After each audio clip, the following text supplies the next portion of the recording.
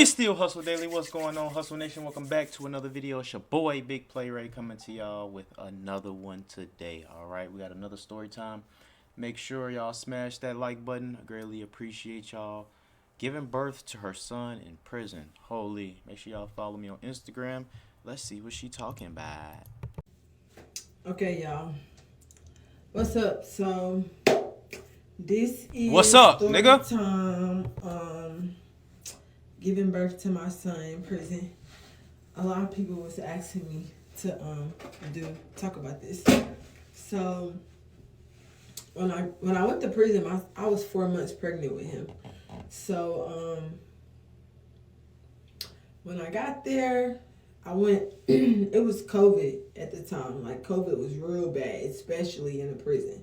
So they had the pregnant women separated from population. So we was like in a whole nother different part of the prison. Like, we barely saw anybody else. So if you did, it was briefly, and you had to like be at the what's it called, hospital like thing. So it was single cells. It was like 12 or 14 of us in there. One person to a cell. So you had like your toilet, your little bed area, your little desk, and you was like locked in there. It had like a speaker where they could call in there, like if you had an appointment or you had somewhere to go, you was in there asleep, they would call in there, wake you up, so you would get up and get ready. The shower was on the outside, the day room was on the outside, TV's on the outside. They gave us ice every day. All of us was pregnant. I think, matter of fact, I had the most time. A lot of them, they was like getting out 3 months, 6 months, 4 months. Like, I had the most time.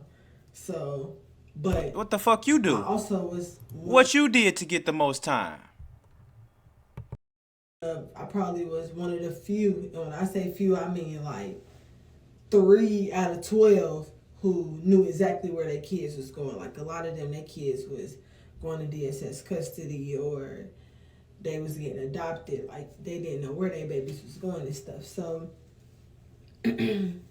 yeah, so I stayed in there for a couple months. When I got 34 weeks, I got moved to the hospital part. So over there, it was like 23-1.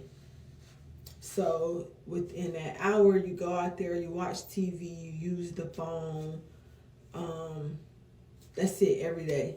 So I did that for like 3 weeks until I got induced. So in the room, it was set up like a little hospital. Like, it was literally like a little hospital, but you had your own property. So in there, like, we used to crochet, color, stuff like that. So make blankets or whatever, scarves, shit like that. So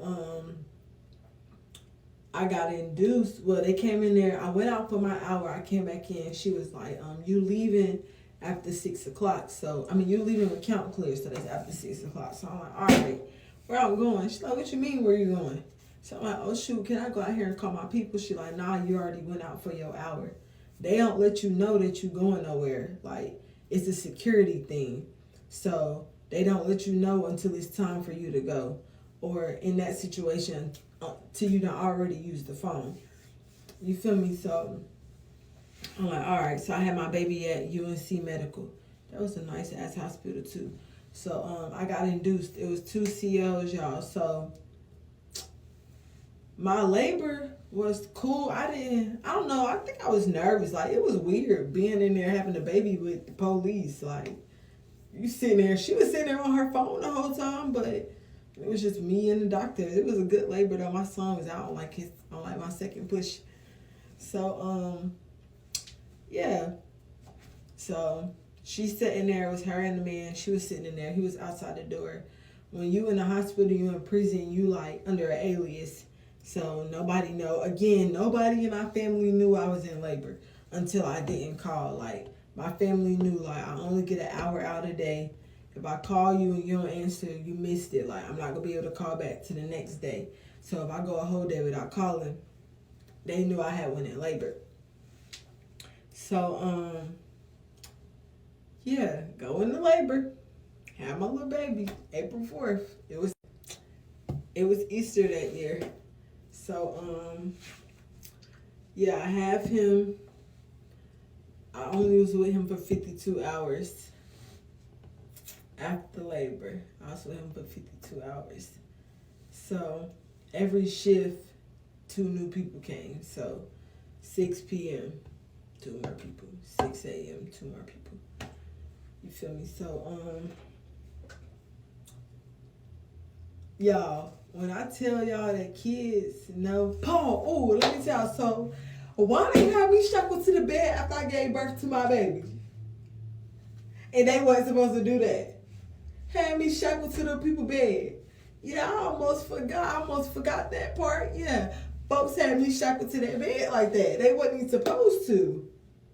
What? Damn, folk. Blown. Y'all know damn well y'all not supposed to have me freshly out and push that baby out my coochie. Y'all want to have me shackled to the bed. So that was like a big deal or whatever within prison. So yeah, babies know. Kids Don't forget you still in jail, nigga. know when stuff about to happen because my son did not go to sleep. And if he did, it was briefly. And when I mean briefly, I mean briefly. Like 30 minutes. He back up, sucking on his hand, staring me deep in my eyes. Like he had the prettiest, biggest brown eyes, just like my son got the same eyes as me. And he would just stare at me. And I remember this sergeant came in. Her name was Sergeant Grissett. She came in there like, why he won't go to sleep? I'm like, girl, I don't know. She like, that baby been here before. So I'm like, huh? She was like, he know. I was like, you think so? She was like, he know you gotta leave. Like, he know y'all leaving each other. And I was like, damn, like, he did not go to sleep. He would not go to sleep. He would not go to sleep. And he would just stare at me. And if I drifted off to sleep, he would cry, like, whans, and I would have to get back up, like, oh shit, like, you feel me? So that's how that went. This a thug right here, y'all. That was the hardest shit I ever had to do in my life. Like, ever. They called my baby daddy and let them know that I had the baby. But they did not let my baby daddy come get my son until I left the hospital. I had to leave the hospital first. Like, when it was time for me to go back to the prison, my baby stayed at the hospital. I left him. You feel me? And I just kept holding him like, I'm so sorry. That's why I kept saying over and over again, like, I'm so sorry, I'm so sorry, I'm so sorry. And he just kept staring at me like, and I just was like, fuck. And you know, like, I'm trying, like, you feel me? Like, I'm in the hospital, like, trying to act like I'm hard, like, all right, like, and they're trying not to cry. Like, they're like, it's okay, like, it's okay to cry, because you think in prison, like, you feel like you gotta be like, ain't nobody doing nothing to me. You feel me? Like, you feel like you gotta act like that, but you really don't. But that's how I felt when I first started. So I'm like, y'all, like, bruh. So when I got in the car, I was like, it's time. Like, I had to separate myself, like, from a lot of shit, because I fell into a real bad depression in there. Because I'm like, bruh, what I'm gonna do? Like, I gotta do this time. I don't got no choice. So I had to go right into, okay, to me, it's time. It's time to do the bid. Like, you gotta do your time. You can't let your time do you. You gotta do your time. And my biggest prayer was, Lord, please don't let my kids forget who I am. Let them know who I am. And I used to be like, God, like, place images of me in their mind. Sleep, awake, keep me in their mind. Keep my voice in their ears. Let them know who I am. Because I didn't want to get out and my kids not know me.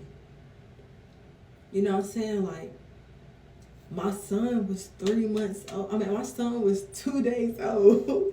He's a fucking 3-year-old, y'all. He's 3.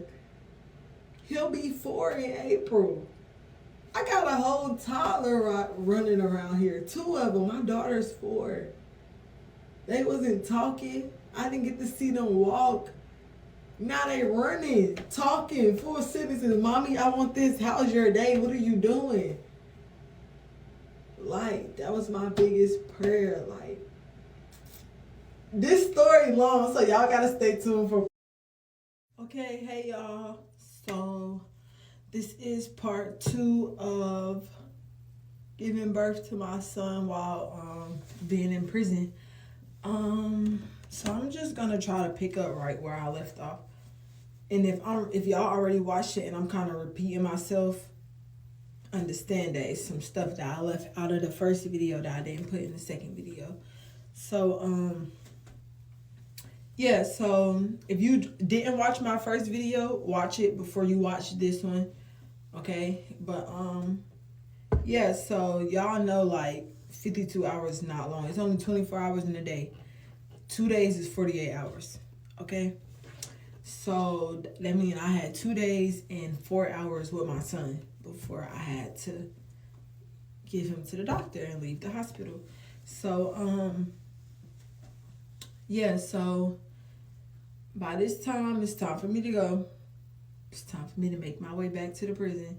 So the doctor come in like basically like it's time for you to go. Excuse me. So I'm like, okay. So I get my little baby. And I just was holding him, and I just was like, I'm so sorry. Like, y'all, I kept apologizing to him. I never said bye. I just kept saying, like, I'll see you later. I'll see you later. I'll see you later. That's what I kept saying to him the whole time. And I was just holding him, like, I'm so sorry. Because then, in that moment, that's when I realized, like, my actions affect more than just me. Like, that's when I realized, like, you really fucked up. Like, you fucked up. You feel me? Like, it ain't too many people that could tell y'all, like, oh, I had a baby in prison. I had a baby in prison. Oh, and by the way, I didn't see him till he was 3 years old. You feel me? Like, that shit is crazy. But I will tell y'all this, though, like, nothing could have prepared me for that. No matter how much I thought I was prepared or I felt like I was preparing myself for this moment, nothing could have prepared me for that. Nothing could have had me ready for what came after giving birth to my son. You feel me? So I have him, like I said in the first video, due to security, I had to leave first. You feel me? They didn't let my baby daddy come to the hospital until I was already gone from the hospital. So I didn't cry when I was in there. I didn't cry until I got in the van to go back to the prison. That's when I cried. That's when I broke down. And then that was the beginning stage of the breakdown. Then when I got to the prison, that's when I really broke down. I'm back in, by this time I'm back in the infirmary part, but now I'm in the inpatient part.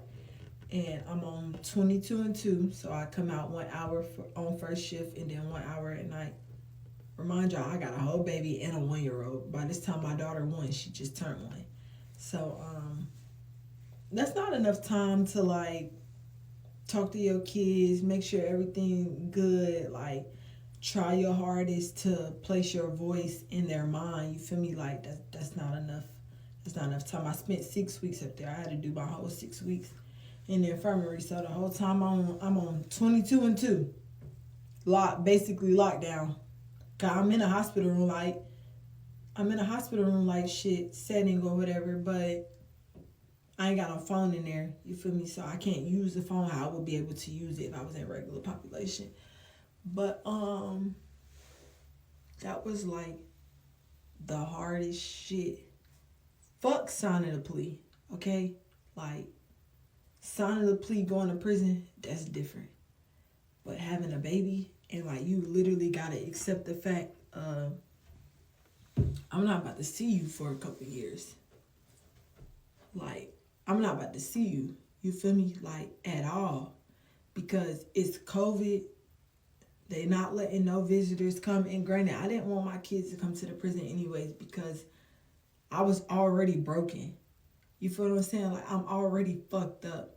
Seeing my kids not gonna do nothing but make it worse. So, like, what kept me going was the pictures. My baby daddy sent me mail almost every day up until, like, we got into it. He stopped sending me mail, but I still had pictures of my kids, so they was everywhere, all over my cell. Like, I made sure when I walked in there, I'm surrounded by my kids. You feel me? Until the people came and told me I couldn't have that many pictures on my wall. But that's what kept me going. Like, and y'all, I never realized how much my decision affected so many other people until I gave birth to my son. Because before I gave birth to him, that's what kept me going. That's what kept me alive. Him inside of me, moving, me calling my daughter Google Gaga on the phone, because at the time she can't talk. You feel me? So that's what kept me going.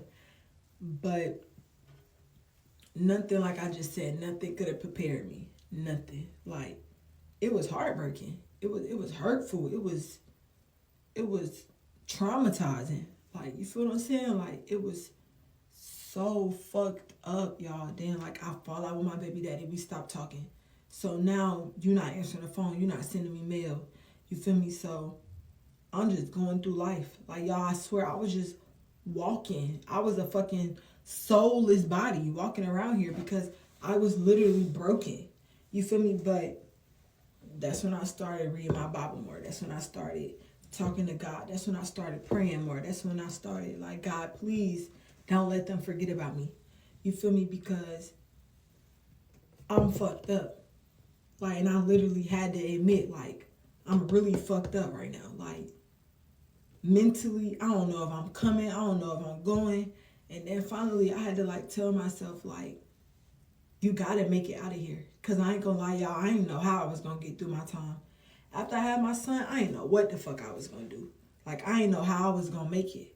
But then I had to tell myself, like, Tamia, like, you can't get fucked up in here. You can't die in here. You can't stay in here longer than the amount of time that you have because they waiting on you. I used to go months without talking to them because my baby daddy, we would get into it and then he could just wait and answer the phone. You feel me? So I was going months without talking to my kids, but I knew they needed me. And that's when I felt like a sense of somebody need me. I felt useful. I felt like I had a purpose. You feel what I'm saying? Like, I just kept telling myself, like, Tamia, you all they got. Granted, they got a daddy. You feel me? But I'm all they got. Like, y'all lived inside of me. Y'all grew inside of me. You feel? I carried y'all. I pushed y'all out. Like, it's no way I could fail y'all anymore. So then that's when I made a vow to change. Like, you gotta change because, number one, they don't deserve the person that you was when you walked in this prison. Number two, you gotta heal yourself. You got to. Because, y'all, I literally broke myself down in a people prison. After I had my son, bro, I had to break myself down. I had to separate myself from so much shit because I was mentally fucked up. I was emotionally fucked up. Unstable. You feel me? I don't know if I'm coming or going. I don't know. Like, I don't give a fuck if I live or die right now. Cause I ain't got my kids what I got to live for. And then finally I'm like, no, that is what you got to live for. They waiting on you. You got to get out of here. They waiting on you. You feel me? And then that's when I started literally taking time and changing and perfecting and making sure, like, I'm the best person that I could be for my babies. You know what I'm saying? Like, y'all keep telling me, like, oh my God, you so strong. But y'all, I swear to God, nobody was going to be strong for me.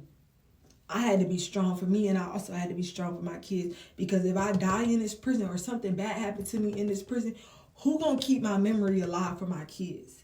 You feel me? Like, who going to let them know, like, y'all had a mama that loved y'all, bruh?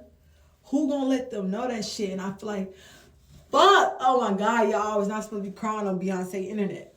But I feel like that's really what kept me going. Like, I knew I had to get out and be the mama that I know I could be to them, the mama that they need, the person that they can run to. Like, that's what still keep me going to this day, because y'all know I don't have my kids right now. You feel me? But that's what keep me going. Like, them, that's my motivation. That's my everything. Like, that's the only reason why I could stand here and do this shit for y'all, because I know my kids deserve the best me. I'm done cry on Beyonce's internet. Okay. I hope she get her kids back, man. I don't know what her and her baby daddy got going on. If the baby daddy still got the kids or whatever the case is, but I hope she get her kids back. And I know for a woman, this could be a traumatic experience of you, something that's growing in you, and you gotta separate from them from birth. So I feel her. You know what I'm saying? But we want to know what the fuck you did to get 3 years, 4, 5 years in that motherfucker. What you done did? You feel me? But God bless her, man, and hopefully she get her kids back. I ain't really got nothing else to say about this video, but shit, y'all stay out of trouble. You know what I'm saying? Try to do the right thing, stay out of trouble, because you don't want to find yourself in jail. That's what I learned from this video. Appreciate y'all for tuning in and rocking with me. It's your boy Ray, Big Play. Peace.